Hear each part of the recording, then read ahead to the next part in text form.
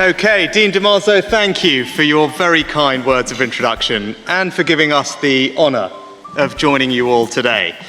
Now, we've all just rightly applauded the faculty and staff for their brilliant work and your friends and family for their love and support. But last, and by no means least, class of 25, you made it. So congratulations. It's time to give yourselves a massive round of applause. Now, we remember our own ceremonies so well. It was actually the first time our parents met. So it's wonderful to return in slightly less stressful circumstances. Stanford was transformational for us. I came here from India via Los Angeles, and Rishi from the UK. It opened our eyes to a whole new way of thinking, and it's informed everything we've done since. It also changed the course of our lives, because this is literally where we met, in the Schwab courtyard, to be precise. Now, who needs admissions algorithms when, as our then admissions director, Derek Bolton, who's here with us today, has since told us he could see we were meant to be together before we had even met, just from reading our admissions essays alone. So thank you, Stanford. 20 years and 2 daughters later, forget about being the best business school in the world, you're an even better matchmaking service. And now here we are, so honored to be the first GSB couple to do a commencement speech together. Rishi and I approach things quite differently. So let's just say the process of preparing for today has been just a little bit revealing. I've heard couples therapy can be quite painful, but upon reflection, that might just have been the easier option. But on a more serious note, it's also been incredibly rewarding, because it's allowed us, the both of us, to reflect on who we are and how our experience here at the GSB has played such an important role in shaping our life together. And our different approaches have meant that we could push each other's thinking to become something better, sharper, deeper. We are each other's force multipliers. And today, we'd like to share 3 lessons that we've learned from our own 2-person tea group, if you will, which we would have found helpful sitting where you are today. Now, the first lesson is what I've learned from Akshata about the false comfort of data alone. Now, I'm a numbers guy, which was in fact a very helpful way of bonding with my father-in-law, Akshata Murty. Now, he's a pioneer of the Indian software industry, founded the company Infosys, and he lives by the saying, "In God we trust, everyone else must bring data to the table." And I couldn't agree more. That deep respect for data and analysis has given me the edge in every role that I've had since leaving the GSB. So, well done for surviving data and decisions. But that depth of understanding will be relevant for everything else that you do, the full extent of which will be actually impossible for you to comprehend right now. For example, little did I know that sitting in that class, the techniques that I learnt there would help me 15 years later to understand SIR models, R numbers, exponential growth curves, as our government grappled with a once-in-a-century pandemic. In 2021, after months of lockdowns, the new Omicron variant of COVID emerged in South Africa and started to spike in the United Kingdom. I was Chancellor of the Exchequer at the time, and I was actually here on a trip, visiting with CEOs, investors, Stanford faculty. I got a panicked call in the middle of the night, and I had to cut my trip short, jump on a plane, fly back to Westminster, where I found that there was huge pressure for another national lockdown. Now, I probably would have felt the same if it hadn't been for my understanding of data, which meant that I could interrogate what was really happening in South Africa, and that analysis raised questions for me. But, and it's a big but, that's only as far as it could take me. I used to find comfort in the idea that data could always provide a certain answer, black and white, was reassuring to me. But my wife pushed me to think differently. While I'm the quant in our relationship, Akshata is definitely the poet. From our early days together, I try and join her for runs around the loop as an excuse to spend more time with her. And we'd chat as we ran, or more accurately, she would try to run, I would try to chat. But as our relationship deepened, she'd encourage me to understand that without giving up my love of analysis, I also had to tune in and trust my intuition, born of experience and values, however uncomfortable it made me feel. On reflection, I was seriously unfit and had all the wrong kit, so the running was pretty uncomfortable too. But Akshata helped me see that data can't look around corners. It can't make the decision for you. And through her confidence, I grew to trust my own instinct more too. And at that moment, back in December 21, as Omicron came to the UK, it took intuition and not a spreadsheet to argue strongly against the prevailing belief that we needed another national lockdown with all the serious consequences involved. It was a big call, but categorically the right one. And the reality is, as a leader, the only decisions that reach your desk are the difficult 50-50 ones. Because if a decision could be answered with data or analysis alone, someone else would have made it already. And nowhere is that more the case than when you're sitting behind the Prime Minister's desk at 10 Downing Street. So, here's the thing. As you progress in your own careers, learn to listen to your intuition with as much respect and rigor as you do the analysis. Because if you want to lead, it's not a question of data or intuition.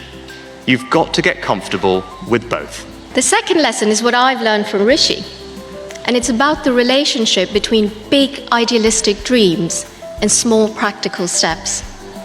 I grew up in a country where the gulf between rich and poor was vast. I also grew up in a family where my parents inspired me to bring about widespread change, and I desperately wanted to be in their footsteps. In my Stanford essay, I spoke passionately about education, impact, and service. When I started here, my ideas had crystallized into what I call a form of die-hard idealism, and a quality which I perhaps naively saw then, and I admit now, as somehow morally superior to every other thing. Coming to Stanford, of course, I hope to learn from other idealists with big dreams like mine. What I didn't expect to find, however, was a profound connection with someone whose first question was always how. While we were at the GSB, there was no one more annoying than Rishi when we would go on a run. He would beg to come, and then he would want to talk to me the whole way around the loop.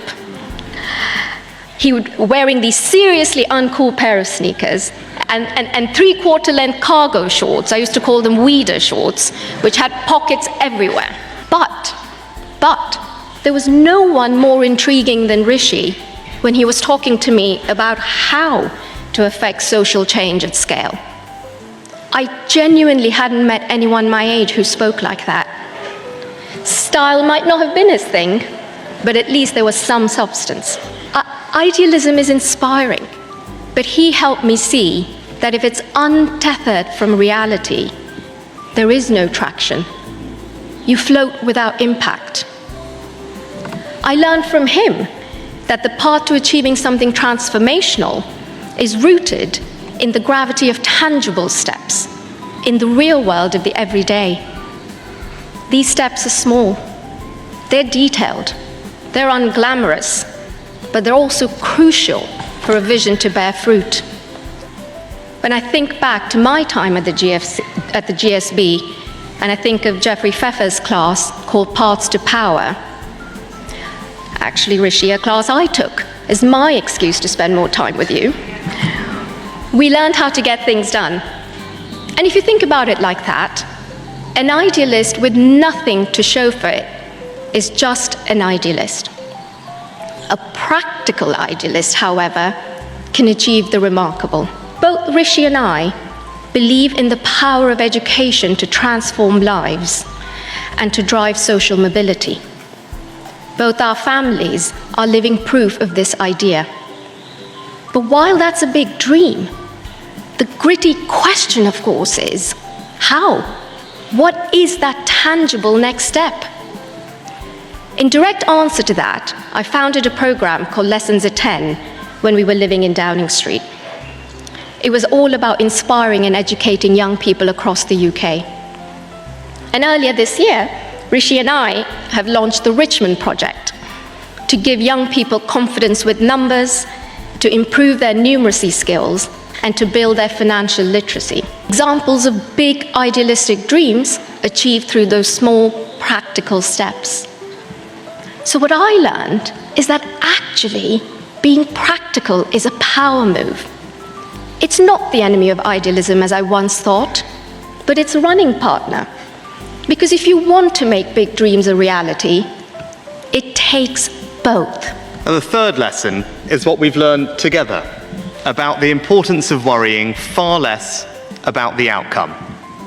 It's a concept known in Sanskrit as dharma, the idea that we should gain our fulfillment from simply doing our personal duty rather than from any rewards that may come with our efforts. Rishi and I started talking about this idea without knowing it right at the very beginning, as we were just getting to know each other, when we would meet up at Arbuckle Cafe for breakfast and ponder what the future might hold for us. That, and whether 11 a.m. was too early for some ice cream for Rishi. Now, it really does turn out that 11 a.m. is not too early. The concept of dharma has been an ongoing conversation and our guiding principle ever since. Successes and failures are part of the package that comes with leadership. And it doesn't matter who you are, in business or in politics. You will feel that on a deeply personal level, not least because the criticism can be noisy, it can be relentless, and it can be distracting. Now, obviously, you don't walk through the door at number 10 Downing Street without understanding this, but I'm so grateful that Akshata and I shared this commitment to dharma, especially at the hardest moments, because it helped get us through them together. In the summer of 2022, I failed in my bid to become leader of the Conservative Party and Prime Minister. After fighting incredibly hard for what I believed was right, it was a very difficult blow. But the flip side of that disappointment was that I got to spend more time with my family after a grueling few years. It felt good focusing on being a member of Parliament, a husband, a dad. Our girls were thrilled that they got to go to TGI Fridays more often. The dog was thrilled to go on many more walks.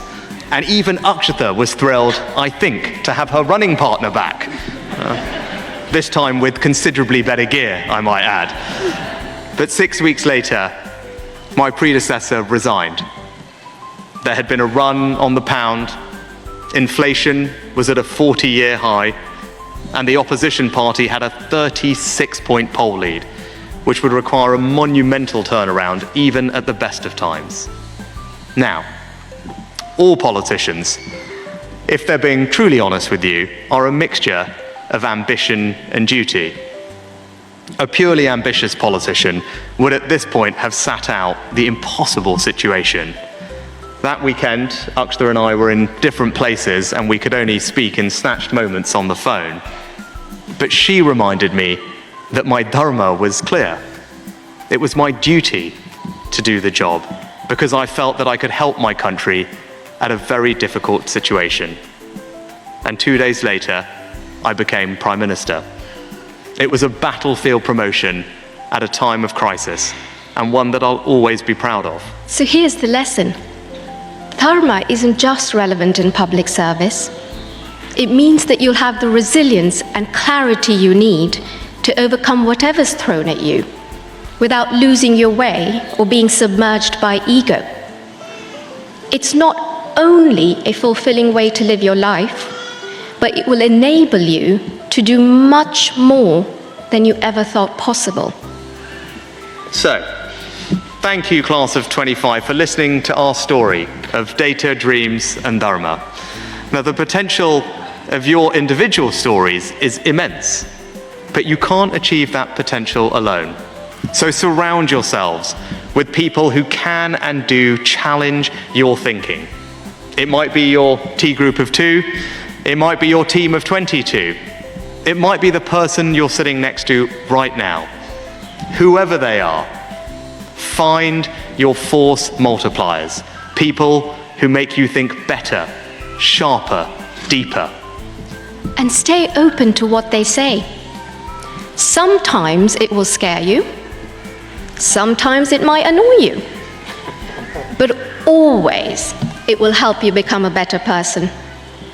You will all have forged such strong friendships here.